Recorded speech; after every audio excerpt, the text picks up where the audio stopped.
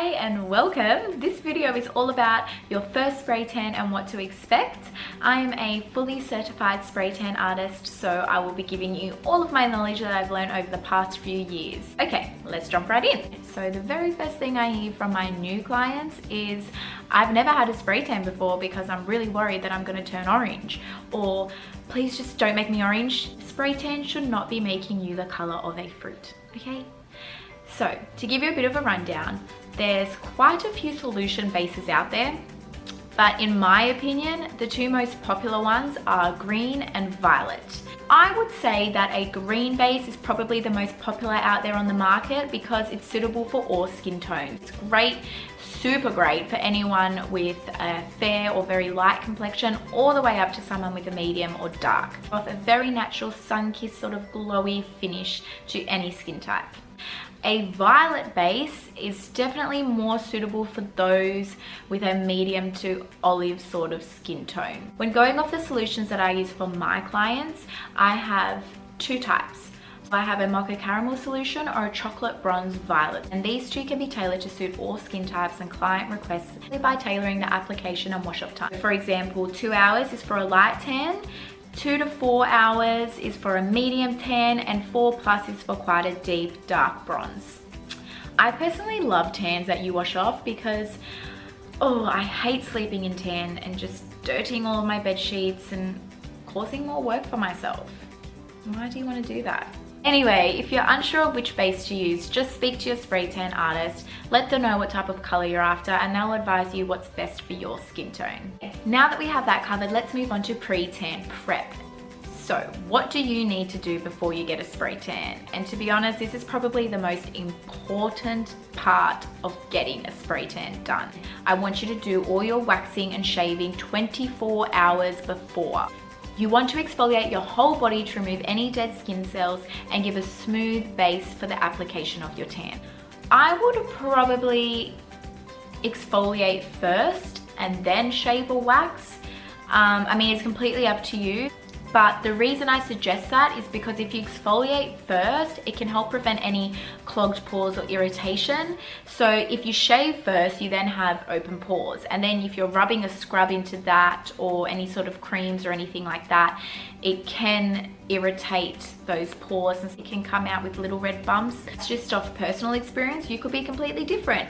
So you know your skin, you know your body, whatever suits you, but just make sure you exfoliate and shave 24 hours before. The next thing that I need you to do is not wear any deodorant, makeup, or moisturizer. Please, please, please make sure you are deodorant free, makeup free, and moisturizer free. I will repeat it again: deodorant free, makeup free, and moisturizer free. Reason being is if you have any deodorant on, you will actually get green patches here.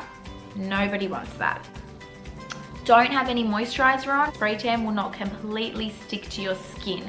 So we really 100% want clean, fresh, dry skin only. No makeup, well, that just speaks for itself, especially if you want any tan done on your face.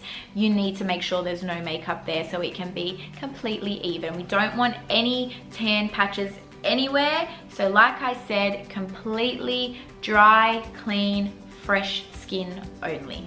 Make sure that you take off any jewelry beforehand because we don't want any marks left here or from any rings that we're wearing or bracelets or anything like that. Another question that I get a lot is, can I get dressed immediately after my tan? The answer is yes, you can. Just make sure they're loose clothes. It's just a little bit more comfortable, and I guess you don't really want to be fitting into a pair of skinny jeans right after you've had a spray tan. So just make sure it's dark, loose clothing. The reason I say dark is because it's inevitable that bronze is going to rub off and come onto your clothes.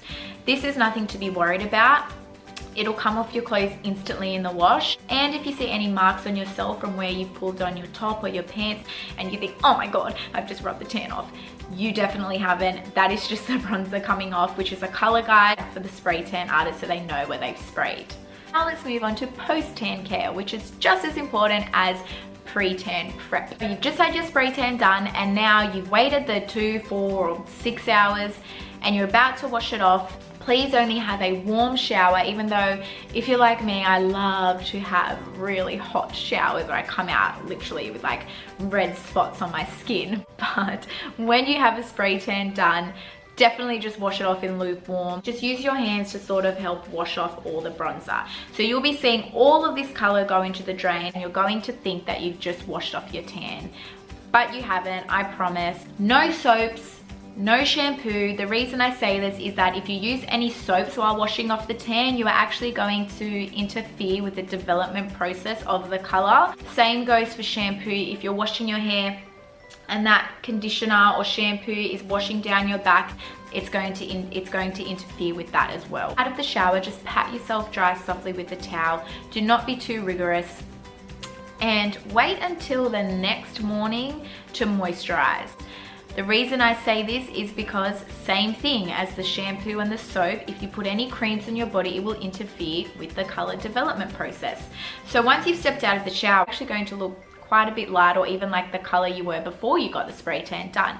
Do not stress out. This is because it is a process. You go to sleep and you wake up, then you'll see all of that bronzed golden goodness.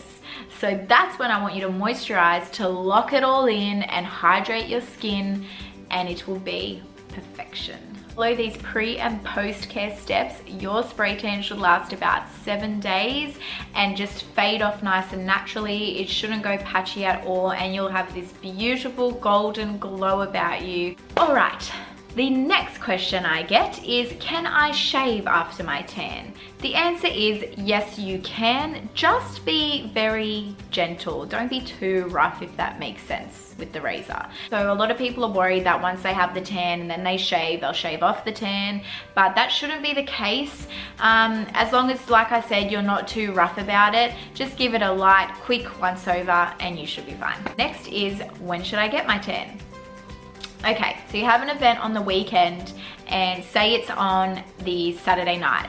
I would suggest having your spray tan done on the Thursday night. I believe that it takes a couple of days for the tan to settle in really nicely into the skin, and it also gives you time to moisturize and hydrate and lock in all of that golden bronzy goodness for your event. In saying that though, if you can get it done the night before, there's not an issue with that. But it can take anywhere between 12 to 24 hours for your tan to develop. So getting it done a couple days before just puts you in the safe zone. Okay, the last thing I'll be covering is, what do I wear when I get a spray tan done? No right or wrong way to go about this. It's just completely up to you and what you're comfortable with. Either go nude, bikini, an underwear of your choice. I personally, with my clients, hand out disposable G-strings, which most spray tan artists would do, I would say. This is just so you don't get any overspray on your own underwear. If you have a pair of underwear or a G-string that you personally like to wear, go for it. That's fine. No issue there at all. But I will suggest always 100% wearing the hairnet, which should be provided by your spray tan artist. This is just to prevent any overspray getting into your hair. I think I have covered everything that you need to know for your very first spray tan. There's still so much more information I could cover about spray tans, but I'm going to save that for another video because I don't want to squish it all into one. Thank you so much for watching, and if you have any more questions, please just pop them down below and I will include them in my next video. Bye!